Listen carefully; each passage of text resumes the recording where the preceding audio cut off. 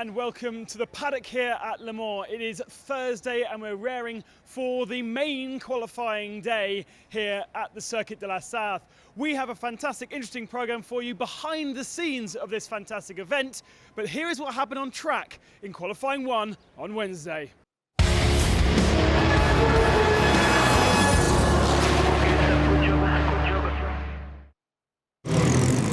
The weather was expected to be raining midway through the session, and therefore it was a rush to get out onto circuit and put a fast lap in qualifying 1. Indeed, on his first attempt, Neil Jarni, fast first lap out of the pits in the 17 Porsche, and he would go fastest early on. Porsche with a slight upper hand over one lap. Traffic looks 5-4 ahead.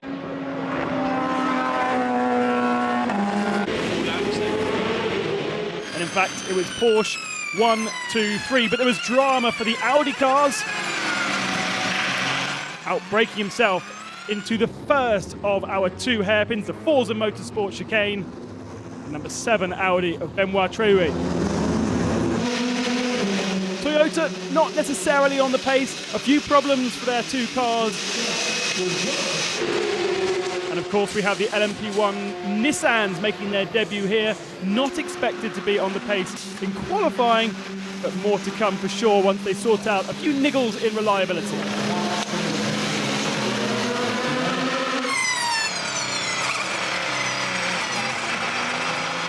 Traffic, always a problem around the Circuit de la Sarthe, with 56 cars in all the different categories, all trying to do their laps.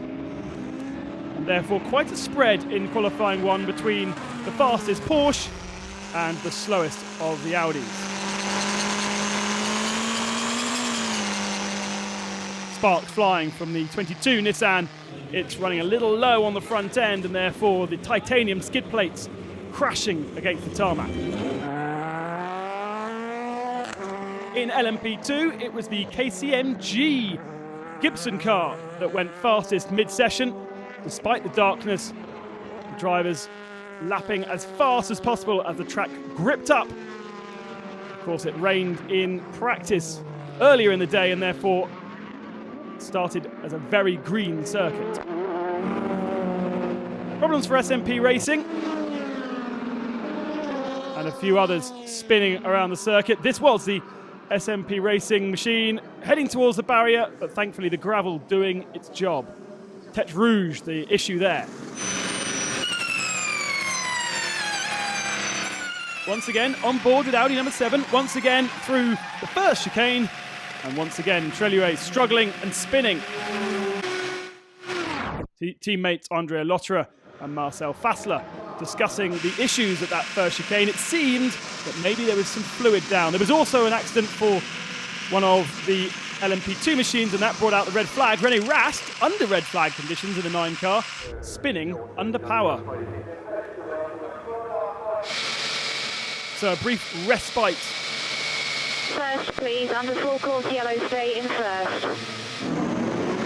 For the final dash to the flag, half an hour left. The conditions were not perfect, and therefore it will be tough to improve your lap time from the start of the session.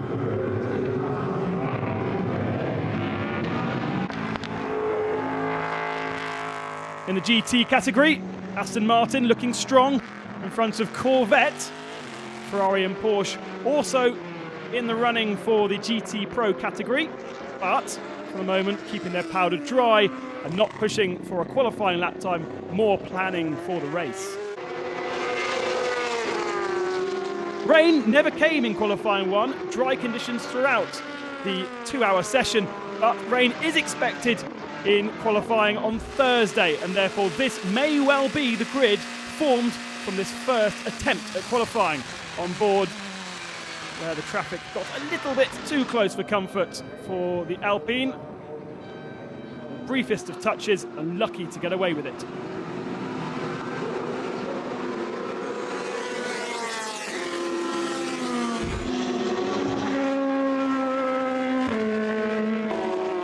Toyota running the number 1 for Anthony Davidson and Sebastian Buemi, having won the World Endurance Championship last year.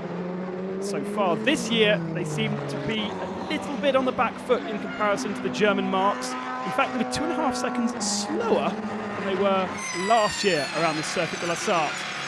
Benoit Treluet, third problem for the number 7 Audi sport car into the gravel, and that would bring out yet another red flag, which would end the session and leave Porsche on the top step for the moment in qualifying.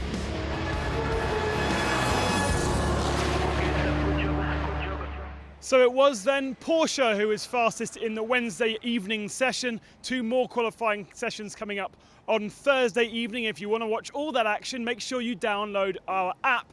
Audi didn't put in a representative time, and interestingly they are without one of their legends, the most famous racing driver in Le Mans history, 9-time champion Tom Kristensen, but Haley found him down below.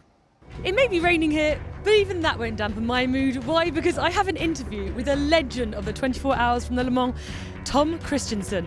Follow me. You're back again this year. However, this year you have rather prestigious title of Grand Marshal. Yeah, I mean, I was very glad, very honored, very surprised when Pierre Fillon, the president, asked me to be the Grand Marshal of the race. And I said yes. The Grand Marshal, it's an official title, and I will be a part of sort of the way of giving something back to this unique event. I will be part of the official function, like the press conference. There was a cocktail last night. I was at the museum one evening for something. So every time it's new. But I think maybe the most important one is that I get the honor of leading the green flag lap in a car, leading the field on the lap leading before the start of this year's edition. And that's going to be fantastic. From one man that you will know, and a very famous man from the Le Mans 24 Hours, to a man that maybe you don't know, but is very important to the running of this event. The Automobile Club d'Ouest is the organising committee for the Le Mans 24 Hours, the ACO, and the general manager is Frederick Lennart, and he tells us exactly why this thing is so important and so fantastic. I think from the beginning of the history of Le Mans, this is a worldwide event, and right now with the involvement of the key worldwide manufacturers, car makers, I think that more than ever it's really a worldwide event, and you can have the live signal and the broadcast of the image of the Le Mans worldwide in 190 countries, and this is for about 800 million TV viewers. You know that every year we try to improve the safety of the circuit. This is one of the pillars of the regulation for the ACO. We have some safety measures in the technical regulation regarding the cars, and we are investing every year to improve the safety of the drivers on the track. For this year we have changed a little bit the slow zone system. We have now 35 zones to limit the speed of the cars in case of special event, and in case we have something to reduce the speed of the cars. We have changed some turns in order to improve the safety as well. So it's a huge investment for the ACO.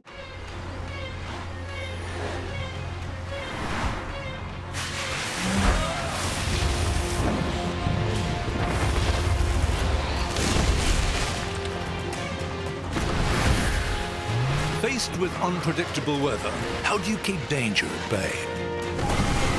Today, Michelin creates Cross Climate. The first tyre able to cope with unexpected weather thanks to its revolutionary performances. With the Michelin Cross Climate innovation, arm yourself for every weather condition. Michelin, a better way forward. Why this watch? This watch has seen machines perform poetry, and memories come rushing back. It has witnessed man test his will and the laws of physics. It has decided fates by thousandths of a second and seen a champion knighted. It It doesn't just tell time, it tells history.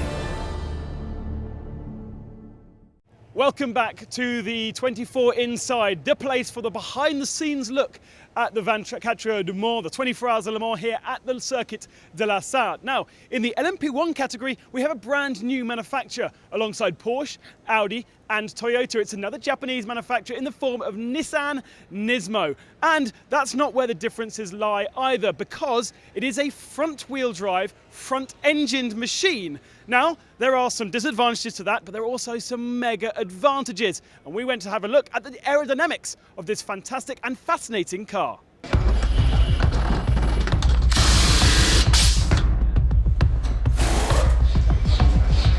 Most people know about our car that it's front engine and front wheel drive, and not everybody understands why. Fundamentally, the concept starts with the aerodynamics. The opportunity to make front downforce efficiently is, great in its proportion to the rear. So in order to carry a lot of front aerodynamic downforce, you also need to carry the weight of the car at the front. And once you've got a significant amount of the weight of the car on the front, it makes a lot of sense to drive those wheels with the engine. We put the engine at the front and run massive holes through the entire car so that the front diffuser, the front wing section, can make an incredible amount of low drag downforce.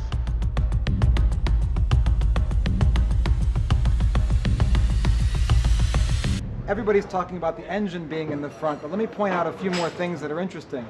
You see the turbochargers on the Nissan are up very high. All of the equipment related to the front suspension are up high. And the reason is because all the action, all the value is underneath. They're working hard to make sure the air going underneath the front underwing has a completely unobstructed path under the front of the car, into the side pods, and down the whole side of the car.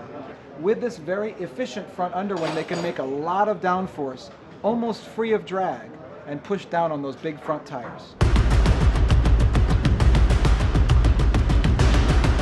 We have a lot of respect for what the competitors do, but we think we've come up with a more clever interpretation of the rules.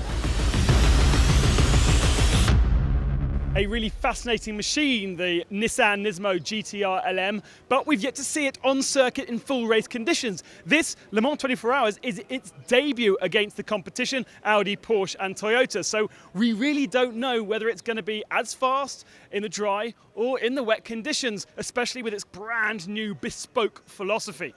Now we change gear and we head down to the Porsche GT car of Patrick Dempsey. Now, of course, it's his fourth competition here at Le Mans. He is best known for the Grey's Anatomy and being an actor playing the Dr. McDreamy. He's also representing a charity here at Le Mans, the French charity dedicated to heart disease for children. Here he is speaking about that charity.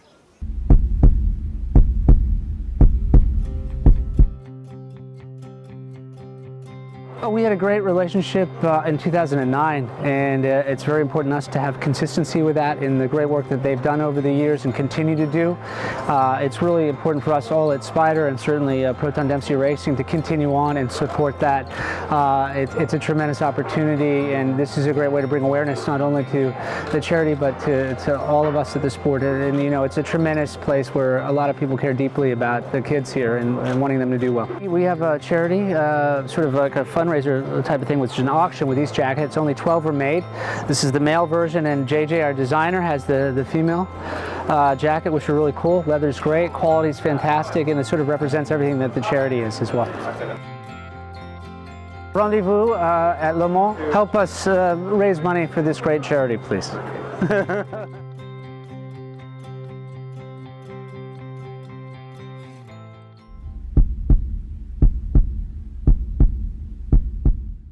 Well, that's it for this edition of the 24 Inside programme. But if you want to catch up with everything that's going on track, make sure you download our app on your smartphone, on your tablet, or indeed on the website as well. Make sure you tune in and find out exactly every single moment on track with our commentators. We also have extra features and extra little videos you can watch on the app. And of course, the live timing, classification and scoring. It's the best place to keep up to date with everything on track, and then visit with us tomorrow on Friday, everything off track, and this wonderful and most famous race event. Get it live and much more on the 24 Hours of Le Mans mobile app.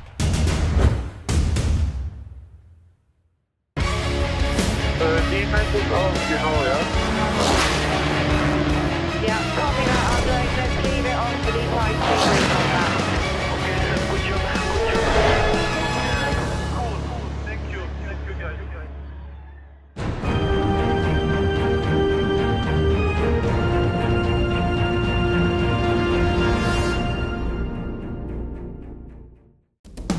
The 24 Hours of Le Mans, as you've never seen it. 24 Hours Inside is the event channel. Travel to the heart of the world's greatest endurance race. Go backstage and discover the stories that make the legend. Meet the actors and the fans. 24 Hours Inside, because the event is also all around the track. On your tablet, smartphone or PC.